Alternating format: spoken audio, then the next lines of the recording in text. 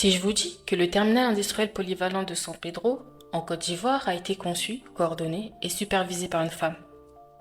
Grâce à ce projet, Roselyne Chambrier est devenue la première femme africaine à piloter un terminal portuaire de cette ampleur à seulement 34 ans. Mais avant de vous la présenter, générique.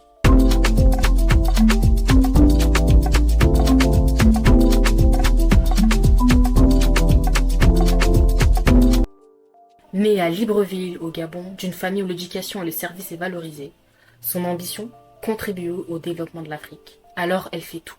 Elle intègre de grandes écoles comme l'ESCP Business School, l'une des grandes écoles européennes de management, après être sortie des écoles préparatoires commerciales. Son bref passage à Harvard pour un programme sur le leadership mondial et les politiques publiques démontre sa détermination à avoir un impact sur le continent. Diplômée et compétente, elle débute sa carrière en tant qu'analyste en finance et investissement au Gabon, au sein d'institutions reconnues, et participe à la création d'une banque d'investissement. Mais lorsqu'elle rejoint le groupe Arise, ancien Olam, elle commence d'abord à la tête du développement commercial pour l'Afrique. Quelques années plus tard, à seulement 28 ans, elle devient présidente directrice générale d'Arise Côte d'Ivoire. Poste bien mérité, car Roselyne incarne la stratégie et le leadership dans des projets complexes, notamment le terminal industriel polyvalent de San Pedro.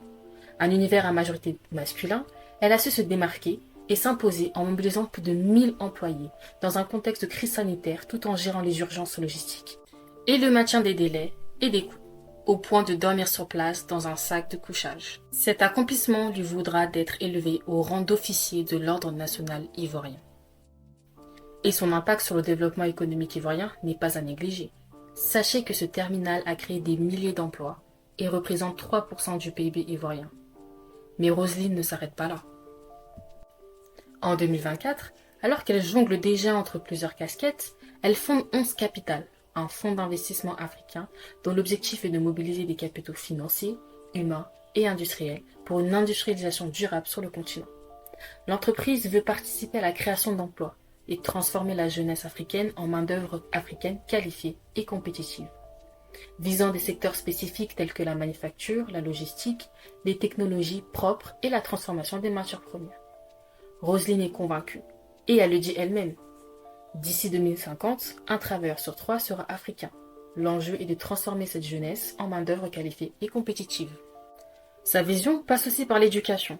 En 2022, elle fonde une école d'excellence gratuite appelée CENAM pour les filles de 3 à 18 ans à Comé au Bénin, souhaitant révéler le potentiel des jeunes africaines en conjuguant éducation, numérique et leadership.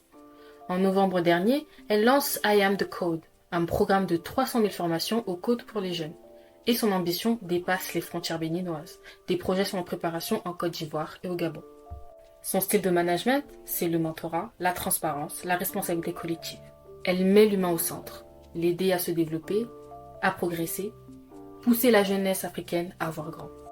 Aujourd'hui, ses réussites sont reconnues à l'international. En 2023, elle est nommée Young Global Leader par le Forum économique mondial. Roselyne Chambrier, c'est l'image de la femme africaine qui, malgré le fait qu'elle évolue dans un univers masculin, n'hésite pas à s'imposer avec un leadership centré humain.